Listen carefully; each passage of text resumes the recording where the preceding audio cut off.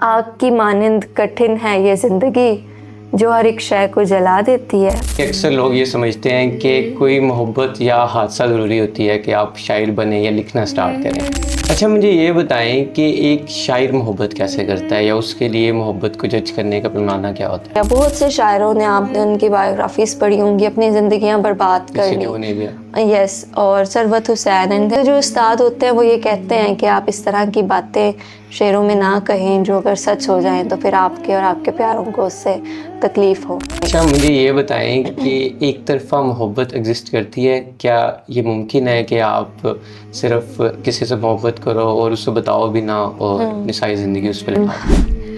वो शेर है कि फूल देते हुए लोगों को बताए कोई, ये खसारे की तरफ पहला कदम होता है। अच्छा, मुझे ये बताएं कि क्या मोहब्बत एक या दो बार हो सकती है कि आप किसी से मोहब्बत करते हो और बाद में आपको फील होता है, रिग्रेट होता है कि यार ये वो इंसान ही था जिससे मैंने मोहब्बत की थी? ये मोहब्बत है फिर नहीं हो जाएगी, तुमने क्या पहली का सदमा ले लिया।